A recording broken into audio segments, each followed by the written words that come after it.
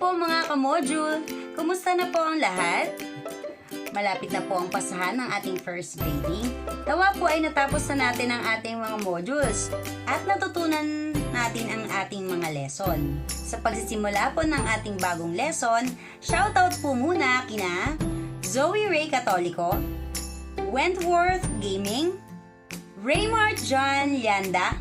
Hello din po kay Ma'am Julie na teacher ni Ray Art Maata, Josette Ayesha Alemania. Ganon din po naman kay Madam Marisa Deguito Norada na laging nagsisend at nagsishare ng ating mga videos. Maraming salamat po sa inyong lahat. Nawa po ay ma-share uli natin ang ating bagong video ngayon at mas marami pa po ang matuto sa ating mathematics na subject. Ang ating bagong lesson ay solving routine and non-routine problems involving addition and subtraction of decimals. Simulan na po natin. Carol and Corinne walk to school every day. On the first 15 minutes, Carol and Corinne walked 2,500 kilometers and another 5,900 kilometers until they reached the destination. How far is the school from their house? Doon po sa ating problem solving, we have to follow the steps. Katulad po ng una, you have to understand. So, kailangan po nating maintindihan yung ating problem. Ano nga ba yung tinatanong sa ating problem? So, una, hanapin natin yung question mark. Meron nga bang question mark? Tama, meron tayong question mark na nakita.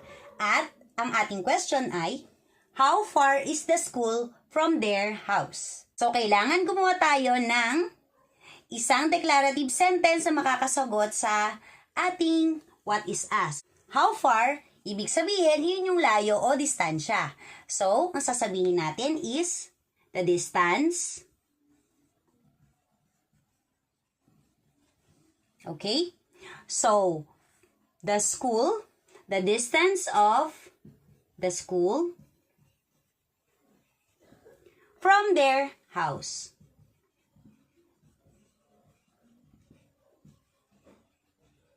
Okay. So, again, ang declarative sentence ay nagtatapos sa tuldok or period. The distance of the school from their house. So, sino nga ba yung their na pinag-uusapan natin? Iyon ay si Carol at si Corinne. Next natin ang dapat maintindihan o maunawaan ay ang okay. So, tama. Yun yung given. So, kailangan mahanap natin doon sa problem lahat ng numero o given na pwede nating magamit sa ating pagsasolve ng ating problem. So, ang una nating number na makikita ay yung 15 minutes. So, lalagyan natin ng 15 and then minutes. So, ano nga ba itong 15 minutes na to? Okay? Ito yung dumaang oras nung naglalakad sila. So, the first 15 minutes. First lap. Okay? So, next natin ay ang 2,500 kilometers. So, ito yung 2,500 kilometers. Ayan.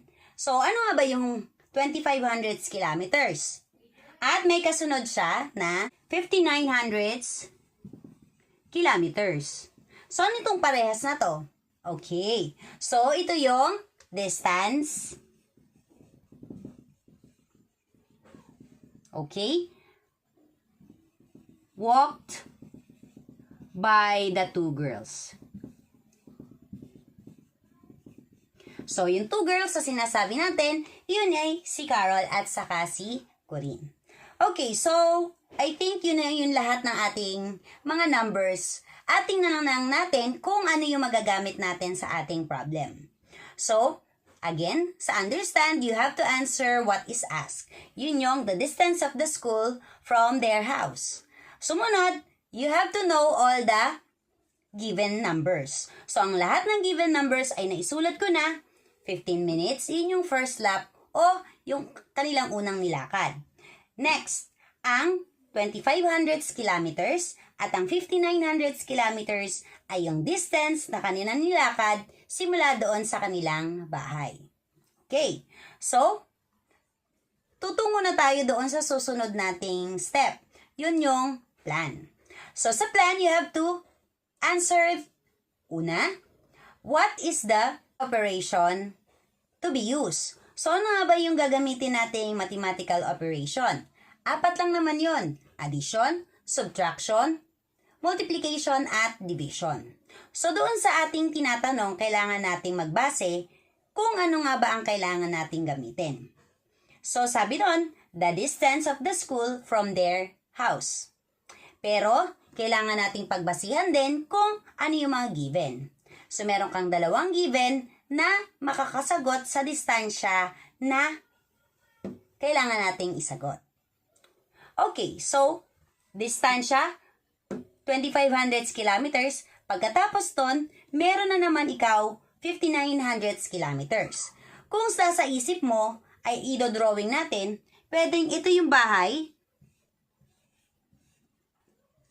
Okay? Sumunod, ito yung eskwelahan. So, lagyan natin ng flag. Ayan. Yung 2 daw na bata,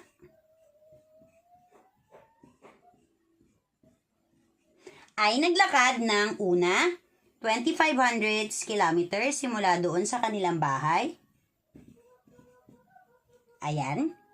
At naglakad na naman uli sila ng 5,900 kilometers. So, simula dito hanggang doon, yun naman daw ang 5,900 kilometers. Ayan. Okay, maliwanag yun ha. Kailangan kung ano yun nasa isip natin, pwede natin siyang i-drawing. At mas malilinawan tayo kung ano ang ating kailangan gamiting operation sa ating problem. Kung mapapansin mo, 2,500, pagkatapos nun, 5,900 kilometers. Ano nga ba ang kailangan nating gamiting operation? Tama ka. So, ang kailangan nating operation ay addition.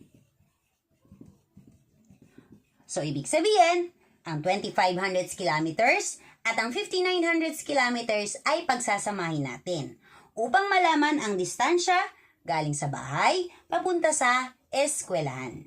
Okay. Doon sa ating plan, kailangan mo ring sagutin ang number sentence. So, paano natin gagawan ito na number sentence? Una, kuhanin natin yung kailangan natin. Teacher, bakit po yung 15 minutes hindi na natin kailangan? Okay. So, doon sa ating tanong, ang sabi, the distance of the school from their house. Or, pwede nating sabihin, how far is the school from their house? Hinahanap lang natin yung distansya noong 2 yon. Pero, hindi sinabi doon kung kailangan natin ng time or how much time. Okay? So, yung 15 minutes, ibig sabihin, pampagulo lang yun sa ating problem. At ang kailangan lang natin ay ang 59 kilometers at ang 25 kilometers para malaman yung ating distansya. Okay? So, paano nga ba ang ating number sentence? Una, isulat yung 2,500 kilometers. Pagkatapos, okay, kailangan natin yung addition sign at ang 5,900 kilometers. Ano susunod nating isusulat? Okay, tandaan natin, sa number sentence, lagi merong equal sign at ang okay. So, yung letter N. Okay? Ibig sabihin, inyong N, yun yung nawawala, yun yung ating hinahanap. Okay. So, next natin ay ang okay. Ang next step natin ay ang solve. You have to continue solving the problem. So, meron na tayong number sentence and we have to follow addition of decimals. So, kung hindi pa natin napapanood yung ating huling video about addition of decimals, pwede natin yung balikan. Nandoon sa description box ang ating mga link. Huwag malilito. Okay, so ang susunod natin gagawin is to, align the numbers in column. Ito yung 2,500 kilometers and 5,900 kilometers. Tandaan, ang magkatapat kapag addition ay ang decimal point. Huwag malilito doon. Okay, so pwede na tayong mag-add. Yan. At mag-a-add tayo simula sa pinaka-kanan. Yun yung 5 at 9. Hindi naman natin kailangan dagdagan ng 0 dahil okay, so kumpleto na at iyon ang hundredths place. Tingnan natin, 5 plus 9 ay tama, yun ay 14. Kaya lang hindi natin ilalagay o isisiksik ang 14 doon sa hundredths place. So kailangan isa lamang na digit ang ating ilalagay. Yun yung nasa pinakakanan ng 14. Yun ang number 4. So, yung 4. At, i-regroup natin ang 1. Ayun. Okay? So, next natin, 1 plus 2 ay 3, plus 5 ay 8. So, ilagay na natin sa baba. Ayun. 8 at saka 4. Kaya lang, hindi pa tayo tapos. Tandaan natin, kailangan natin ng decimal point. So, kopyahin sa baba ang decimal point katapat nung simula sa taas. Kung mapapansin mo, isang linya lamang o isang column lamang ating decimal point. Huwag malilito doon. Ayan. So, kailangan na lang natin ng tama. So, doon tayo sa check and look back. Ibig sabihin, tingnan natin ang ating computation. Tingnan natin kung may unit of measure. Ano nga bang unit of measure na ginamit natin? Okay. So, ang unit of measure sa distansya, how far is the school from their house is, okay. So, kailangan natin ng kilometers. So, yun yung km or kilometers. Okay? At, pwede natin lagyan din ng label. So, kilometers, distance,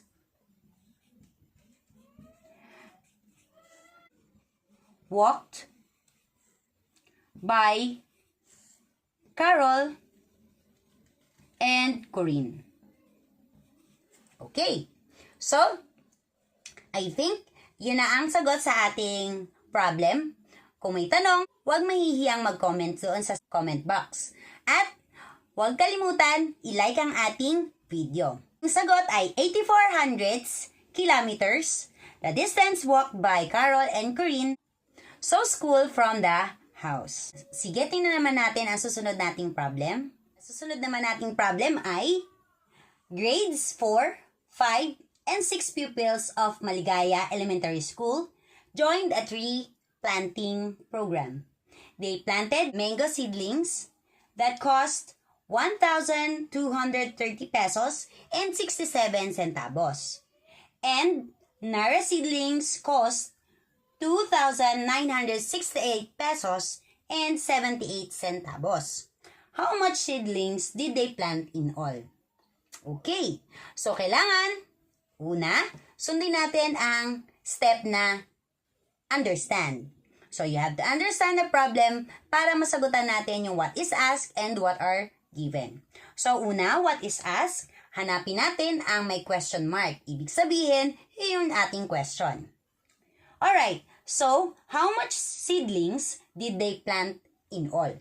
So, gagamitan natin ng declarative sentence para may explain natin kung ano yung tinatanong.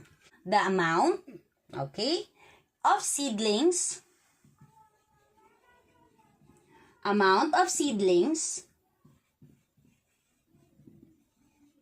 they planted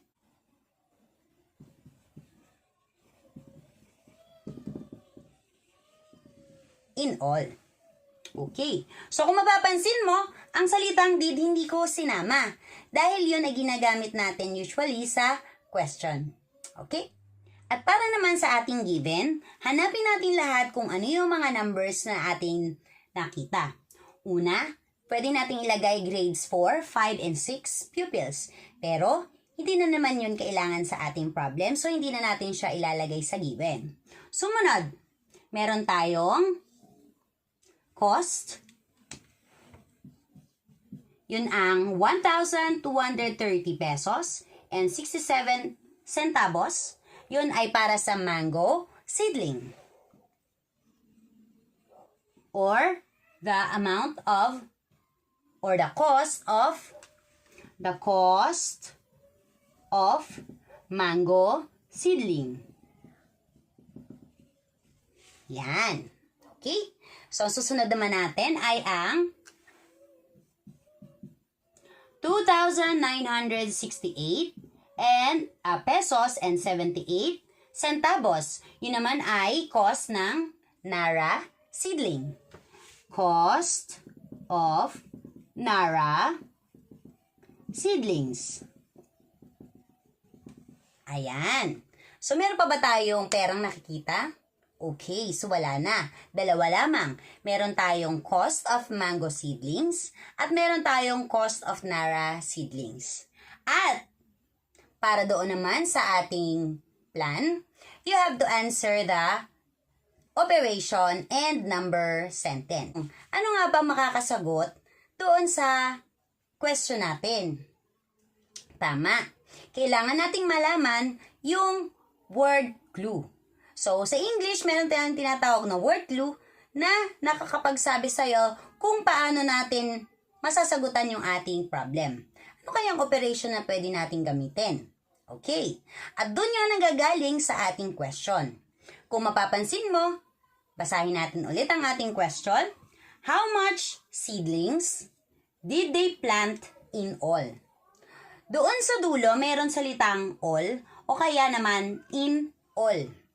Ibig sabihin, lahat daw ng ating ginastos o lahat daw ng amount of seedlings ang hinahanap natin. So, ano nga ba ang ating gagamitin? Tama ka. So, ang ating addition. So, doon sa ating operation ay addition. Wala na ba tayong gagamiting iba? Okay, so tama. Addition lamang yon.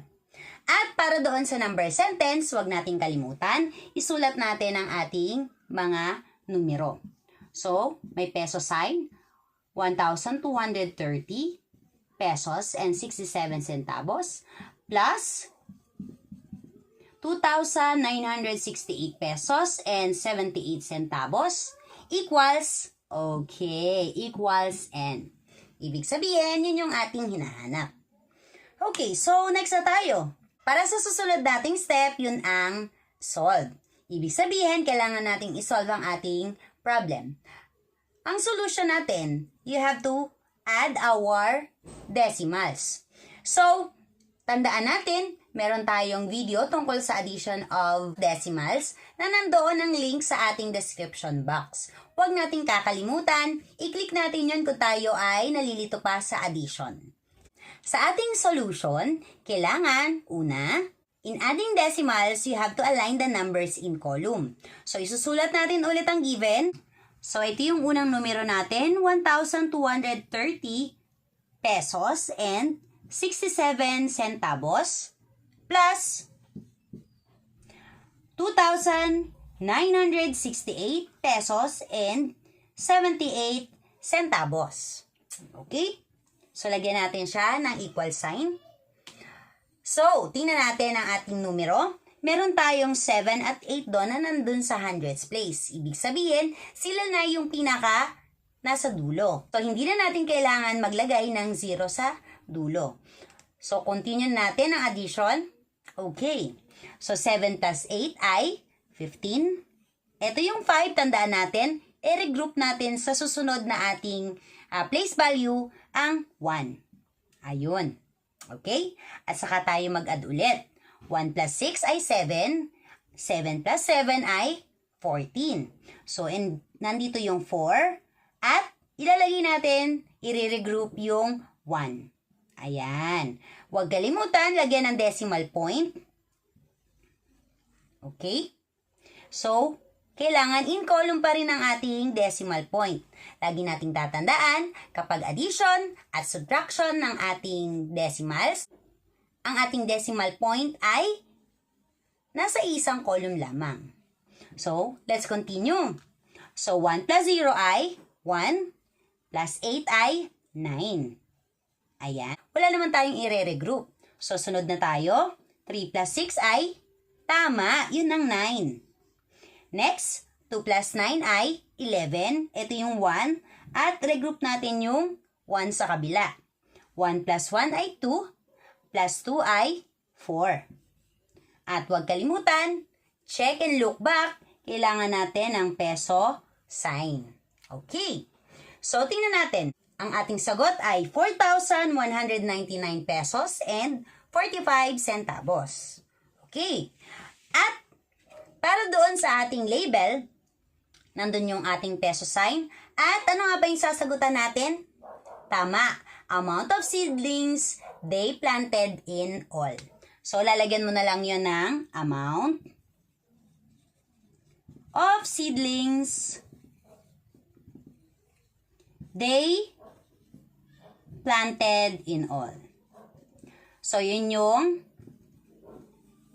mango seedlings and nara seedlings. Click nyo na agad ang ating like button para hindi na natin makalimutan mamaya. So, ano kaya ang susunod nating problem? Ito na ang ating huling problem. Kaya, tara basahin na natin. The perimeter of a quadrilateral is 412 and 9,500 centimeter. If the three known sides measure 85 and 5,600 centimeter, 112 and 7,700 centimeters, and 85 and 2,600 centimeters, how long is the fourth side? Para sa ating pagkaunawa sa ating problem, pwede natin itong gamitan ng drawing or illustration. So, sabi doon, meron tayong tinatawag na quadrilateral. Ibig sabihin ng quadrilateral ay 4 na sides.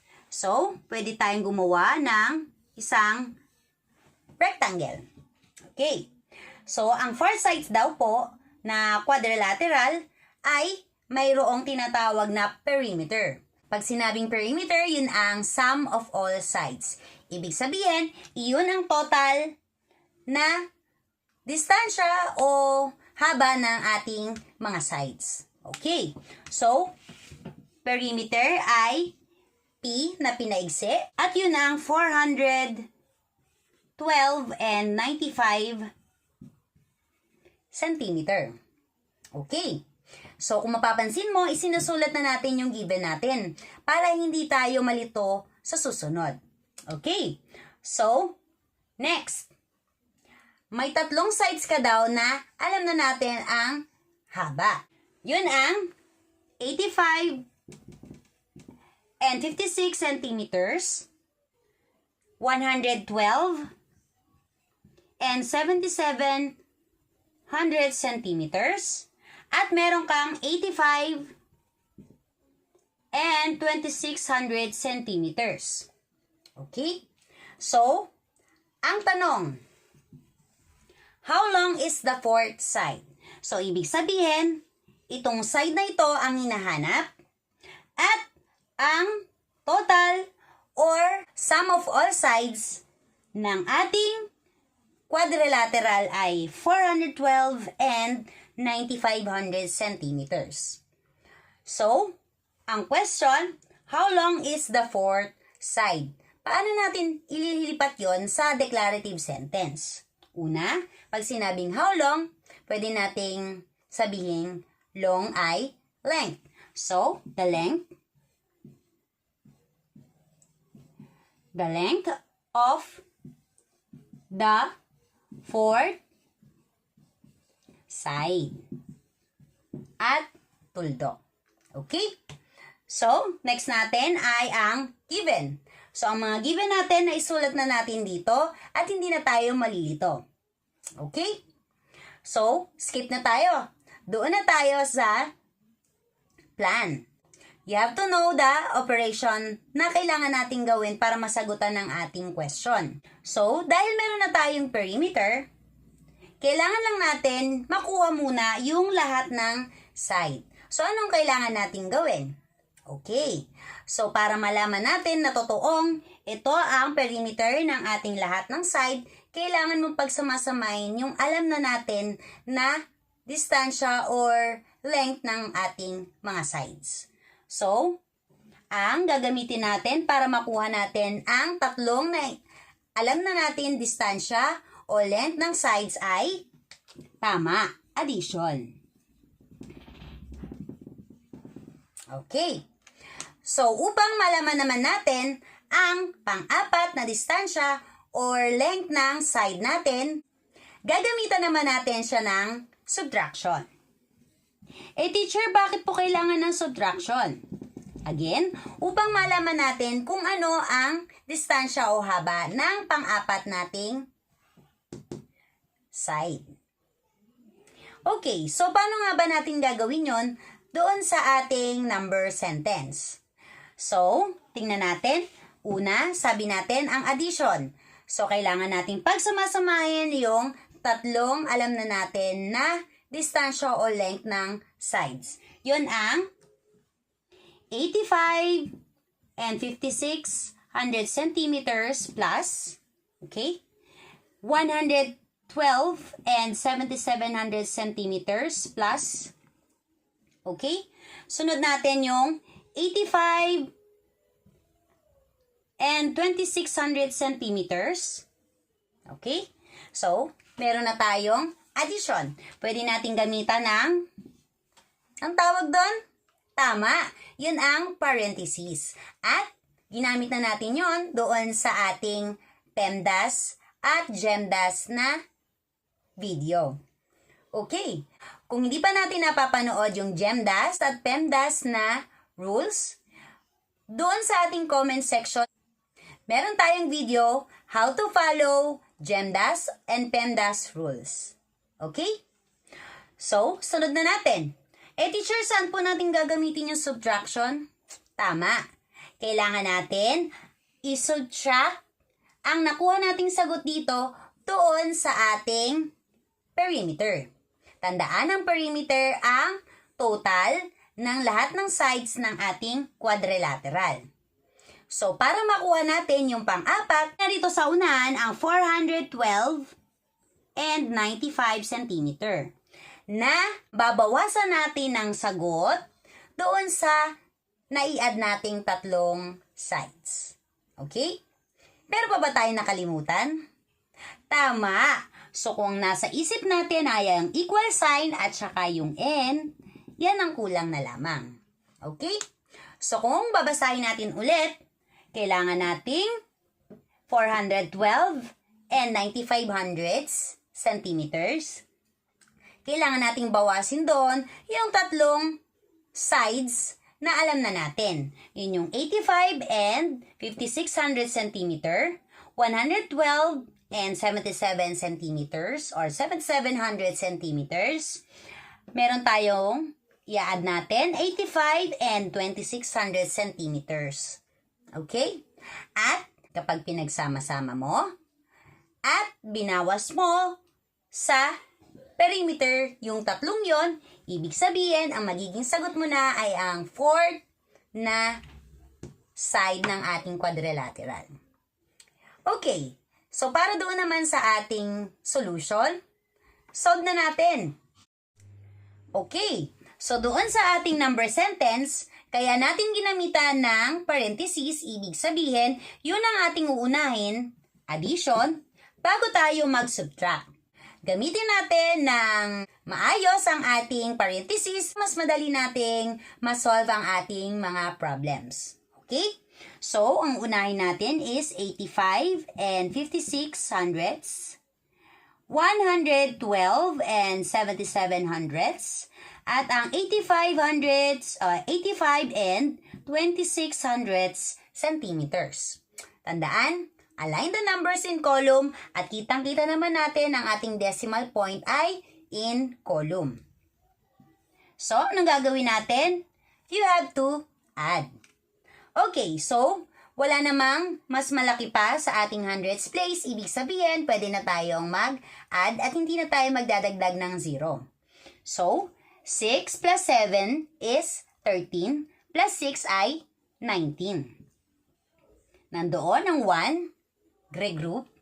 So, 1 plus 5 ay 6, plus 7 ay 13, plus 2 ay 15. Ito yung 5. At doon natin ilalagay yung 1 sa kabila pa ng decimal point. Yun ang place value ng ones. Ayan.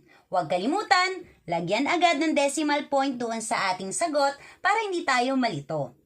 Sunod, 1 plus 5 ay 6, plus 2 ay 8, plus 5 ay, tama ka, meron tayong 13.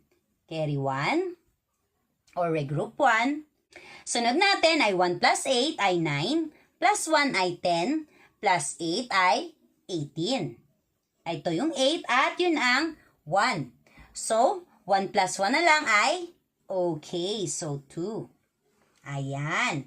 So, nag-solve na tayo. Lagyan na natin. Ayan. Kaya lang, teacher, hindi pa po tayo tapos. Tama po?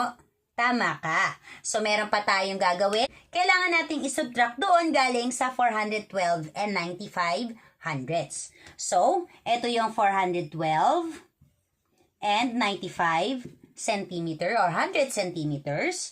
Isusubtract natin ang nasagot natin na 283 and 5900 centimeters. Okay? Tandaan, in addition and subtraction of our decimals, you have to align always in column ang ating decimal point. At hindi tayo malilito sa ibang mga place value. Sunod, ang pinaka nasa kanan nating place value ay ang hundreds. Hindi na tayo magdadagdag ng 0 dahil wala namang kulang na numero. Okay, so let's continue. 5, bawasan mo ng 9. Pwede ba yun? Tama, hindi siya pwede. So, kailangan you have to regroup. O, pwede tayong manghiram sa kabilang place value. Yun ang 9. So, ang 9, babawasan natin ng isa lamang, at magiging 8 siya. At yung isa na yon ay mapupunta naman sa hundreds place na madadagdagan naman ng 5 ng 10. Kaya magiging 15. Okay? So, 15, bawasan na ng siyam ay tama, meron kang 6. Sunod, 8, bawasan mo ng 5 ay tama, meron ka na lamang 3. Ito yung decimal point at nandun na tayo sa ones place. 2, bawasan natin ng 3. Pwede ba yon? Hindi 1. Kailangan nating manghiram o mag-regroup doon sa kabilang place value dahil dadalawa lamang yon. So, yung 1 dito, yun ang babawasan natin ng isa, magiging 0. At pag napunta sa kabilang place value, magiging 10 yon. Ibig sabihin, isasama natin doon sa 2, magiging 12. So, yung 12, bawasan na natin ng 3. Tama, 9 na lamang yon. Okay, nakakasunod pa ba? Okay, so let's continue. 0, bawasan mo ng 8. Anong sagot nun? 8 ba? Hindi po. Kailangan ang 0 manghihiram sa 4 o magre-regroup galing sa place value ng 100. Yung 4 magiging 3 na lamang yon. At yung 1 na nahiram natin magiging 10 yon kapag napunta na sa kabilang place value. So, magiging 10 siya. 10, bawasan na natin ng 8. Tama, pwede yung 2 na lamang. Ang huli natin gagawin ay 3, bawasan ng 2. Tama, 1 na lamang yon. So, tingnan natin. Pwede na tayo mag-check and look back. Tama naman ang ating subtraction. At ang ating label ay centimeter. Okay? So, tingnan natin. The length of the fourth side is 129 and 3600 centimeters. Lagyan na natin the length of the fourth side.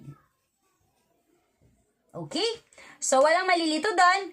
Kung may question tungkol sa ating problem, huwag mahihiyang mag-comment doon sa comment section. At, tingnan nga natin kung na-like mo na ang ating video. Huwag kalimutang i-share ang ating video para mas marami pa tayong matulungang mga bata. At, baka hindi pa natin nakiklik yung bell button para sa mga updates ng ating videos. So again, this is Teacher Carla saying, kapag matyaga, siguradong may nilaga. See you on my next video. Bye-bye!